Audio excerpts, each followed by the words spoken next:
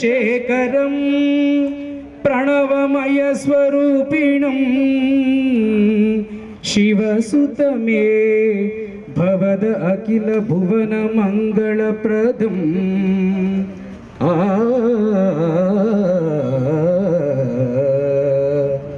ಶರಣು ಶರಣು ಹೇ ಗಣಪನೆ ಶರಣು ಬೆನಕನೆ ಶರಣು ಪಾರ್ವತಿ ತನಯನೆ ನಿನಗೆ ವಂದನೆ ಶರಣು ಶರಣು ಹೇ ಗಣಪನೆ ಶರಣು ಬೆನಕನೆ ಶರಣು ಪಾರ್ವತಿ ತನಯನೆ ನಿನಗೆ ವಂದನೆ ಶರಣು ಶರಣು ಹೇ ಗಣಪನೆ ಶರಣು ಬೆನಕನೆ ಹಾಡು ನನ್ನೇಸುವಿಗೆ ಸ್ತೋತ್ರದ ಗೀತೆ ಹಾಡು ಕೃತಜ್ಞತ ಸ್ತುತಿ ಹಾಡು ನನ್ನೇಸುವಿಗೆ ಸ್ತೋತ್ರದ ಗೀತೆ ಹಾಡು ಕರ್ತನು ಶಕ್ತನು ಪರಿಶುದ್ಧನು ಮಾತಿನಲ್ಲಿ ನಂಬಿಗಸ್ತನು ಕರ್ತನು ಶಕ್ತನು ಪರಿಶುದ್ಧನು ಮಾತಿನಲ್ಲಿ ನಂಬಿಗಸ್ತನು ಚಿಂತೆಗೆ ದುಃಖವಿಗೆ ಆತ್ಮದ ಬಲ ಬರುವುದು ಚಿಂತೆಗೆ ದುಃಖವಿಗೆ ಆತ್ಮನ ಬಲ ಬರುವುದು. ಯಾಕೆಂದ್ರೆ ಈ ದಿಯಾ ಚಾರಿಟಬಲ್ ಟ್ರಸ್ಟ್ನ ಜಯಕುಮಾರ್ ಅವರು ನನಗೆ ಫೋನ್ ಮಾಡಿ ನನಗೆ ಈ ಥರ ಒಂದು ಕಾರ್ಯಕ್ರಮ ಮಾಡ್ತಾ ಇದ್ದೀವಿ ದಯವಿಟ್ಟು ಬನ್ನಿ ಅಂತ ಹೇಳಿದ್ರು. ನನಗೆ ಇದು ಕೇಳಿದ್ದೆ ಹೆಸರು, ಆದರೆ ಈ ಥರ ಇದೆ ಇಷ್ಟೊಂದೆಲ್ಲ ಮಾಡ್ತಾರೆ ಅಂತ ನನಗೆ ಅನಿಸಿರ್ಲಿಲ್ಲ. ಆಯಿತು ಬರ್ತೀನಿ ಅಂತ ಹೇಳಿದೆ. ಯಾಕೆಂತಂದರೆ ಅವರು ಅಷ್ಟು ಸೇವೆಯನ್ನು ಮಾಡುವಾಗ ನಾವು ಒಂದೆರಡು ಮಾತು ಅದನ್ನು ಭೇಟಿ ಮಾಡಿ ಅದನ್ನು ನೋಡುವ ಮೂಲಕ ಒಂದು ಸಂದೇಶವನ್ನು ಈ ಸಮಾಜಕ್ಕೆ ಕೊಡ್ಬೋದು. ಜೊತೆಗೆ ನಾವು ಅನೇಕ ಪ್ರೇರಣೆಗಳು ಉಂಟಾಗ್ತವೆ. ನಮಗೂ ಕೂಡ ಈ ಥರ ಸರ್ವಿಸ್ಗಳನ್ನ ಎಲ್ಲೆಲ್ಲರೂ ಮಾಡ್ಬೋದಾ, ಮಾಡೋರಿಗೆ ಸಪೋರ್ಟ್ ಮಾಡ್ಬೋದಾ ಅನ್ನುವಂತಹ ಮನೋಭಾವ ನಮ್ಮಲ್ಲಿ ಉಂಟಾಗುತ್ತೆ. ಆ ಕಾರಣಕ್ಕೆ ನಾನು ಬಂದಾಗ ಇಲ್ಲಿ ನೋಡಿದ್ರೆ ನಿಜವಾಗ್ಲೂ ಎಷ್ಟು ಅದ್ಭುತ ಅನ್ನಿಸ್ತು ಅಂತಂದರೆ ಇಡೀ ಕುಟುಂಬನೇ ಇದರಲ್ಲಿ ತೊಡ್ಕೊಂಡಿದೆ. ಬೇರೆ ಕಡೆ ನಾನು ಎಷ್ಟೊಂದು ಸುಮಾರು ನೂರಾರು ಕಾರ್ಯಕ್ರಮಗಳೇ ನೂರಾರು ಸಂಘ ಸಂಸ್ಥೆಗಳಿಗೆ ಹೋಗಿದ್ದೆ. ಅಲ್ಲಿ ಎಲ್ಲರೂ ಯಾರು ಇರ್ತಾರೆ ಅವ್ರು ಮಾತ್ರ ಇರ್ತಾರೆ. ಅವ್ರ ಮನೆಯವರಾಗ್ಲಿ ಅವ್ರ ಮಕ್ಕಳಾಗ್ಲಿ ಯಾರು ಇನ್ವಾಲ್ವ್ ಆಗಲ್ಲ. ಹೆಣ್ಮಕ್ಳಿದ್ರೆ ಅವ್ರ ಗಂಡನೂ ಬಂದಿರಲ್ಲ, ಮಕ್ಕಳು ಬಂದಿರಲ್ಲ. ಗಂಡು ಮಕ್ಳು ಮಾಡ್ತಾ ಇದ್ರೆ ಅವ್ರ ಹೆಂಡತಿನೂ ಬಂದಿರಲ್ಲ, ಮಕ್ಕಳು ಬಂದಿರಲ್ಲ. ಅಂತ ಒಂದು ಇದ್ರೊಳಗಡೆ ಇವತ್ತು ಮಕ್ಕಳಿಬ್ರು ವಿದ್ಯಾರ್ಥಿನಿಯರು 10th ಇದು ಎಲ್ಲ ಓದ್ತಾ ಇರುವಂಥವ್ರು, ಅವರು ಶಾಲೆಯನ್ನು ಬಿಟ್ಟು ಇದಕ್ಕೆ ಬಂದಿದ್ದಾರಲ್ಲ, ಅವರ ಒಳಗಡೆ ಸೇವಾ ಮನೋಭಾವ ಎಷ್ಟು ಮಟ್ಟಿಗೆ ಇದೆ, ಅದು ಮುಂದಿನ ಹಾದಿಯಲ್ಲಿ ಅವರು ಇನ್ನೂ ಎಷ್ಟು ಕ್ರಮಿಸ್ಬೋದು ಅನ್ನೋದು ನನಗೆ ಒಂದು ಒಂಥರ ದೂರದೃಷ್ಟಿ ಉಂಟಾಯಿತು. ಅದಕ್ಕೆ ಇಡೀ ಕುಟುಂಬಕ್ಕೆ ನಾನು ಅಭಿನಂದನೆಗಳನ್ನ ಸಲ್ಲಿಸ್ತೀನಿ ಸರ್. ಇಡೀ ಸಮಾಜದ ಮತ್ತು ನಮ್ಮ ತುಮಕೂರಿನ ಪರವಾಗಿ ನಿಮ್ಮ ಸೇವೆಗೆ ನಾನು ತುಂಬ ಧನ್ಯವಾದಗಳನ್ನು ಅಭಿನಂದನೆಗಳನ್ನ ಹೇಳ್ತೀನಿ ಸರ್. ಇವತ್ತು ಎಲ್ರಿಗೂ ಶುಭೋದಯ. ಏನಿವತ್ತು ನಮ್ಮ ದಿಯಾ ಚಾರಿಟೇಬಲ್ ಟ್ರಸ್ಟ್ ಇಂಡಿಯಾ ಇದ್ರ ವತಿಯಿಂದ ಕಂಬಳಿ ವಿತರಣೆ ಆಗ್ತಾ ಇದೆ. ಆದರೆ ತುಮಕೂರಲ್ಲಿ ತುಂಬಾ ಚಳಿ ಇದೆ, ತುಂಬಾ ಯೂಸ್ ಆಗುತ್ತೆ. ಇಲ್ಲಿ ಬಿಸಿಲಿಲ್ಲ, ತುಂಬಾ ಚಳಿ ಇದೆ, ತುಂಬಾ ಯೂಸ್ ಆಗುತ್ತೆ. ದಯವಿಟ್ಟು ಅದನ್ನು ಯೂಸ್ ಮಾಡ್ಕೊಳ್ಳಿ. First point. ವೇದಿಕೆ ಮೇಲೆ ನಮ್ಮ ಭಾಮಕುಮಾರಿ ಮೇಡಮ್ ಇದ್ದಾರೆ, ಆಮೇಲೆ ಜಯರಾಜ್ ಸರ್ ಇದ್ದಾರೆ, ಆಮೇಲೆ ಪೊಲೀಸ್ ಇಲಾಖೆಯವರಿದ್ದಾರೆ, ಆಮೇಲೆ ಇತರೆ ಸತೀಶ್ ಸರ್ ಇದ್ದಾರೆ, ಆಮೇಲೆ ಮಿಸಸ್ ಜಯರಾಜ್ ಇದ್ದಾರೆ. ಆಮೇಲೆ ಖುಷಿ ಪಡೋದು ನಮ್ಮ ವೇಣಬ್ರು ಅಲ್ವಾ? ನೀನಿಲ್ಲದೆ ದಿಯಾ ಇಲ್ಲ, ದಿಯಾ ಇಲ್ಲದೆ ನೀರಿಲ್ಲ. ಕರೆಕ್ಟ್ ತಾನೆ? ನಿಮಗೆಲ್ಲ ರೂಟು ಇವರು ತೋರಿಸ್ತಾರೆ. ಸೊ ದಿಯಾ ಚಾರಿಟೇಬಲ್ ಟ್ರಸ್ಟ್ ಬಗ್ಗೆ ಹೇಳಬೇಕು ಅಂತಂದರೆ, ನಾವು ಇಲಾಖೆಯವರು ಕೇವಲ ಬೆನಿಫಿಷರಿ ಸೆಲೆಕ್ಷನ್ ಮಾತ್ರ ಮಾಡ್ತಾ ಇದ್ದೀವಿ. ಕೆಲವು ಸ್ಕೀಮ್ಸ್ ಮಾತ್ರ ಇಂಪ್ಲಿಮೆಂಟ್ ಮಾಡ್ತಾ ಇದ್ದೀವಿ. ಕೆಲವರು ಸಿಗ್ತಾ ಇದೆ, ಇನ್ನು ಕೆಲವರು ಸಿಗ್ತಾ ಇಲ್ಲ. ಆದರೆ ನಮ್ಮ ದಿಯಾ ಚಾರಿಟೇಬಲ್ಸ್ ಅವ್ರು ಏನು ಮಾಡ್ತಾ ಇದ್ದಾರೆ, ಎಲ್ಲರೂ ನಮ್ಮವರೇ, ನಾ ಕೊಡೋ ಸೌಲಭ್ಯ ಎಲ್ರಿಗೂ ಸಿಗಲಿ ಅನ್ನೋ ಮಾತು ಅವರು ಹೇಳ್ಕೊಡೋದು. ಕರೆಕ್ಟ್ ಅಲ್ವಾ? ಇಲ್ಲಿ ಯಾರಿಗೂ ಯಾವ ಲಿಸ್ಟು ಮಾಡಲಿಲ್ಲ, ಯಾರು ಸದಸ್ಯರು ಸಿಗಲಿಲ್ಲ ಇಲ್ಲಿ ಆಯ್ಕೆ ಮಾಡೋಕ್ಕೆ. ಕರೆಕ್ಟ್ ಅಲ್ವಾ? ಸೊ ಅವರು ನಾವೆಲ್ಲ ಒಂದೇ, ನನ್ನ ಸೇವೆ ಎಲ್ಲರಿಗೂ ಸೇರಲಿ ಅನ್ನೋ ದೃಷ್ಟಿಯಿಂದ ನಿಮ್ಮನ್ನು ಇವತ್ತು ಕರೆಸಿದ್ದಾರೆ. ಯಾರಿಗೂ ಇಲ್ಲಿ ತಾರತಮ್ಯ ಆಗ್ತಾ ಇಲ್ಲ, ಹೌದಲ್ವಾ? ಇದೇನು ಫಸ್ಟ್ ಪ್ರೋಗ್ರಾಮ್ ಅಲ್ಲ ಅವ್ರು ಮಾಡ್ತಾ ಇರೋದು. ನಾನು ಬಂದು 8 ತಿಂಗಳಾಯಿತು, ಸುಮಾರು ಕಾರ್ಯಕ್ರಮಗಳು ಮಾಡಿದ್ದಾರೆ. ಅವ್ರು ಪ್ರತಿ ಕಾರ್ಯಕ್ರಮಕ್ಕೂ ನನಗೆ ಕರೀತಾರೆ, ಬಟ್ ನನ್ನ ಒಂದು ಬ್ಯುಸಿ ಶೆಡ್ಯೂಲಲ್ಲಿ ನನಗೆ ಬರೋಕ್ಕೆ ಆಗ್ತಾ ಇರಲಿಲ್ಲ. ಸೊ ಇವತ್ತು ಬರಲೇಬೇಕಂತ ಹಠ ಮಾಡಿ ಬಂದಿದ್ದೀನಿ, ಓಕೆನಾ? ಸೊ ದಿಯಾ ಬಗ್ಗೆ ನಾನು ಕೂಡ 8 ತಿಂಗಳಲ್ಲಿ ಸುಮಾರು ಪ್ರೋಗ್ರಾಮ್ಸ್ ಮಾಡಿರೋದನ್ನು, ಅವ್ರ ಹಿಂದೆ ಮಾಡಿರೋ ಸೇವೆಗಳನ್ನೆಲ್ಲ ಅಬ್ಸರ್ವ್ ಮಾಡ್ಕೊಂಡು ಬಂದೆ. ಅವ್ರಿಗೆ ನಾವು ಡಿಸೇಬಲ್ ಡೇ ದಿವಸ ಕೂಡ ಒಳ್ಳೆ ಸಂಸ್ಥೆ ಅಂತ ಕೂಡ ನಾವು ಅವಾರ್ಡ್ ಮಾಡಿದ್ವಿ, ಅದೆಲ್ರಿಗೂ ಗೊತ್ತಿರೋ ವಿಚಾರ. ಸೊ ಅವರು ದಿಯಾನ ಹೆಸರಲ್ಲೇ ಇದೆ. ದಿಯಾ ಅಂದರೆ ಏನು? ದೀಪ ಅಲ್ವಾ? ಸೊ ಆ ಸಂಸ್ಥೆ ನಮ್ಮೆಲ್ಲ ವಿಕಲಚೇತನ ಬಂಧುಗಳ ಲೈಫಲ್ಲಿ ದೀಪವಾಗಿ ಉರಿತಾ ಇದೆ ಅಲ್ವಾ? ಸೊ ಎಷ್ಟೋ ಜನ ಎಲ್ಲ ಬೇರೆ ಬೇರೆ ಸೇವೆಗಳನ್ನು ಮಾಡ್ತಾ ಇದ್ದಾರೆ, ಸಂಸ್ಥೆಗಳೆಲ್ಲ ಮಾಡ್ತಾ ಇದ್ದಾರೆ. ಆದರೆ ಇವ್ರು ಬರೀ ಒಂದೇ ಒಂದು ಸಂಸ್ಥೆ ಎಲ್ಲ ವಿಕಲಚೇತನರಿಗೆ ಅಲ್ಲದೆ ಹಿರಿಯ ನಾಗರಿಕರು ಕೂಡ ಕೆಲಸ ಮಾಡ್ತಾ ಇದ್ದಾರೆ ಅಲ್ವಾ? ಸೊ ಇಂಥ ಒಂದು ಸಂಸ್ಥೆಗೆ ನಾವು ಗುರುತಿಸ್ಬೇಕು.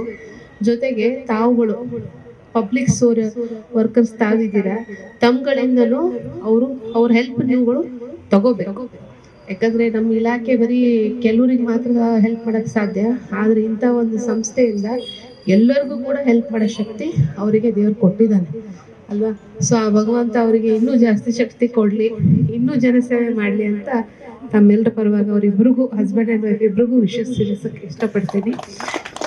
ಜೊತೆಗೆ ಅವರು ಇಮ್ಯಾನ್ಯುಯಲ್ ಜಯಕುಮಾರ್ ಅಂತಲೇ ಹೇಳ್ಬೋದು. ಇಮ್ಯಾನ್ಯುಯಲ್ ಅಂದರೆ ಏನು ಗೊತ್ತಾ? ಏನು ಇಮ್ಯಾನ್ಯುಯಲ್ ಅಂದರೆ ಏನು? ಸಾವಿಲ್ಲದವನು ಅಂತ.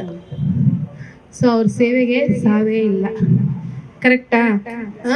ಸೊ ಹಾಗಾಗಿ ತಮ್ಗಳ ಹೆಲ್ಪ್ ಅವ್ರಿಗೆ ಬೇಕು, ಅವ್ರಗಳ ಸೇವೆ ನೀವು ತಗೊಳ್ಳೇಬೇಕು. ಯಾಕಂದರೆ ಎಲ್ಲ ಸಂಸ್ಥೆಗಳಿದ್ದಾರೆ, ಬರೀ ಒಂದು ಉದ್ದೇಶಕ್ಕೆ ಫೋಟೋಗೆ ಬರೋಕ್ಕೆ, ಪೇಪರಿಗೆ ಬರೋಕ್ಕೆ ಮಾತ್ರ ಸರ್ವಿಸ್ ಮಾಡ್ತಾ ಇದ್ದಾರೆ. ಆದರೆ ಇವ್ರ ಉದ್ದೇಶನೇ ಬೇರೆ ಇದೆ. ನಮ್ಮ ವಿಕಲಚೇತನ ಬಾಂಧವರು ಯಾವುದೇ ಥರದ್ದು ತೊಂದರೆ ಆಗದೇ ಇರಲಿ, ಸರ್ವತೋಮುಖ ಬೆಳವಣಿಗೆ ಆಗಲಿ ಅನ್ನೋ ಕಾರಣದಿಂದ ಈ ಉದ್ದೇಶಗಳನ್ನು ಅವ್ರು ಇಟ್ಕೊಂಡು ಕೆಲಸ ಮಾಡ್ತಾ ಇದ್ದಾರೆ. ಬಿಟ್ಟರೆ ಯಾವುದೇ ಥರದ್ದು ಹಣ ಬಳಕೆ ಆಗಲಿ ಇದ್ಯಾವುದೂ ಇಲ್ಲಿ ಆಗ್ತಾ ಇಲ್ಲ. ಸ್ವಂತ ಅವರ ಖರ್ಚಿನಲ್ಲಿಯೇ ಪ್ರತಿಯೊಬ್ಬರಿಗೂ ಪ್ರತಿಯೊಂದು ಸಾಧನ ಸಲಕರಣೆ ಇರ್ಬೋದು, ಆಯಾ ರೀಸನಿಗೆ ತಕ್ಕಂಗೆ, ಆಯಾ ಕಾಲಕ್ಕೆ ತಕ್ಕಂಗೆ ಅವರು ಕೆಲಸ ಮಾಡ್ತಾ ಇದ್ದಾರೆ. ಫಾರ್ ಎಕ್ಸಾಂಪಲ್ ಹೇಳಬೇಕು ಅಂತಂದರೆ, ಮೊನ್ನೆ ಕ್ರಿಸ್ಮಸ್ ಇತ್ತು.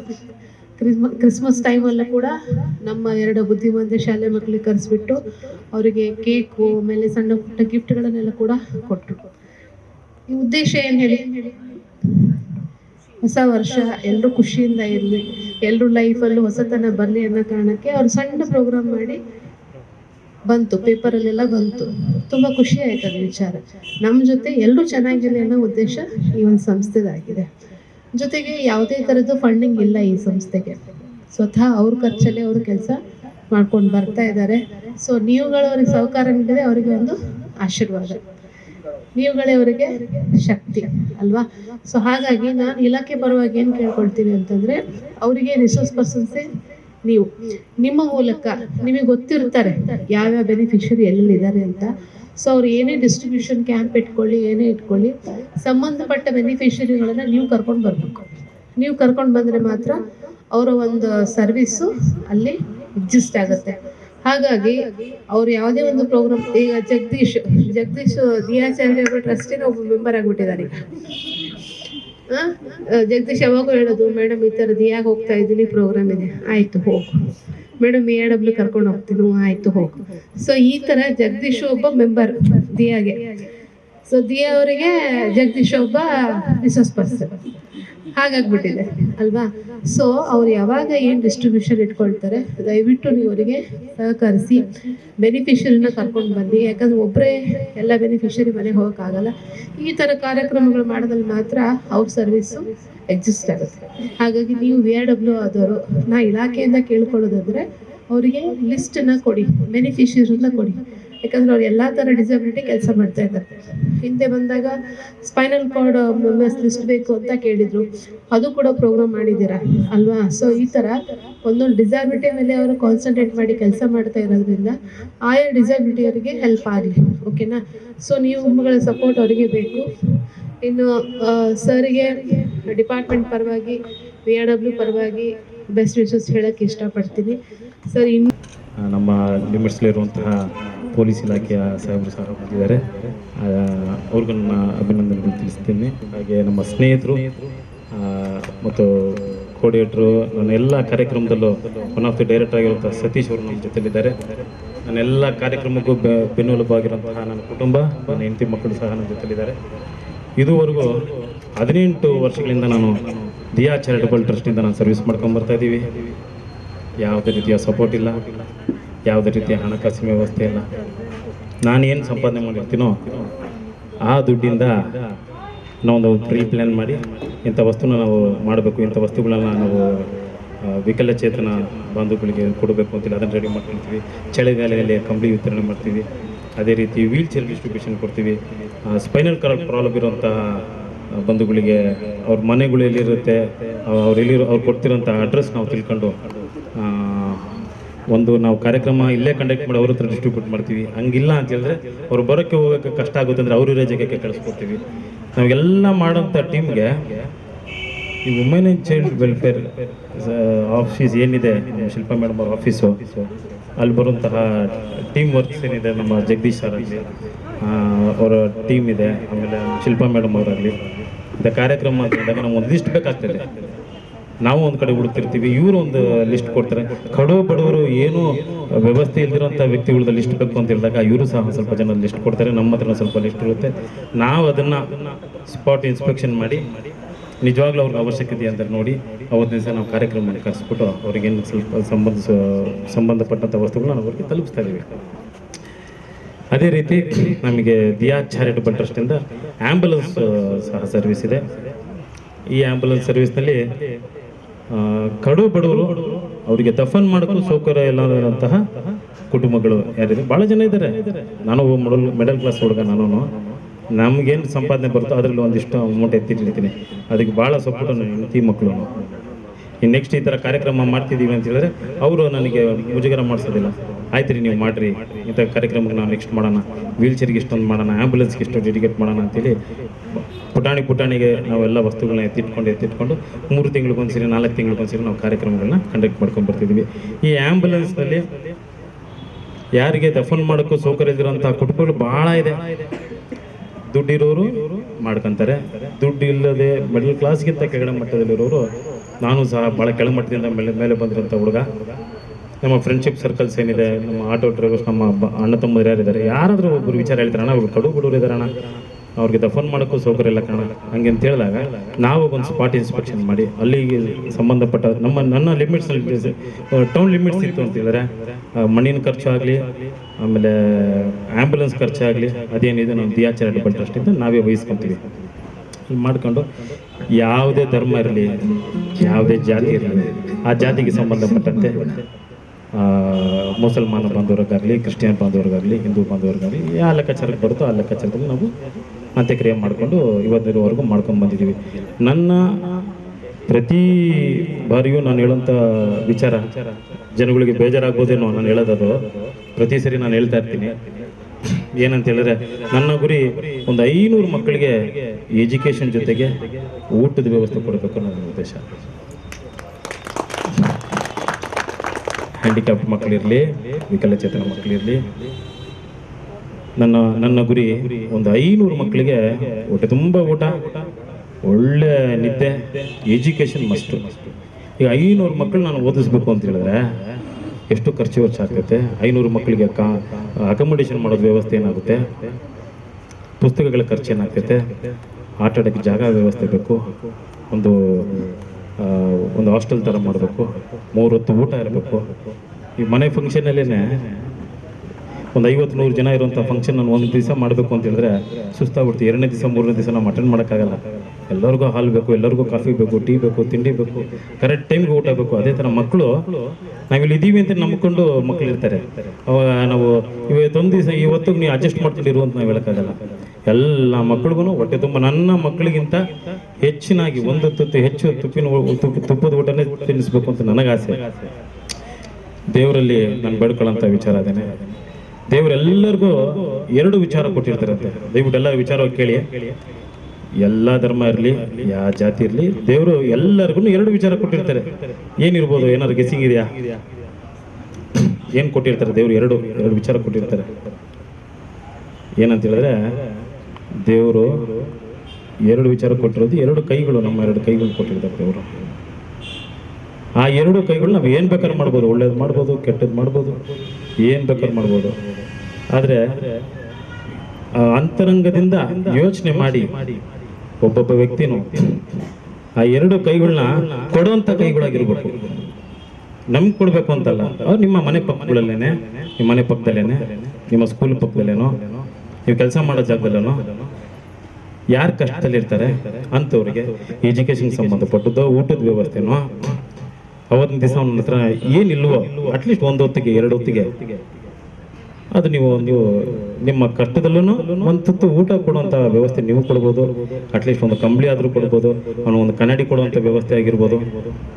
ನಿಮ್ಮ ಅಕ್ಕಪಕ್ಕದಲ್ಲಿ ಏನೇನು ಅವಶ್ಯಕತೆ ಇರುತ್ತೋ ಅದನ್ನು ನೀವು ಹತ್ರದಲ್ಲೇ ಯಾರು ಏನು ಸಂಬಂಧಪಟ್ಟವ್ರು ಕೊಟ್ಟರೆ, ಪ್ರತಿ ಸರಿನೂ ದೇವರು ಡೈರೆಕ್ಟಾಗಿ ಬರೋದಿಲ್ಲ. ದೇವರ ಹೆಸರಿನಲ್ಲಿ ಇನ್ನೊಬ್ಬ ವ್ಯಕ್ತಿ ಯಾರಾದರೂ ಒಬ್ಬ ಕೊಡ್ತಾನೆ.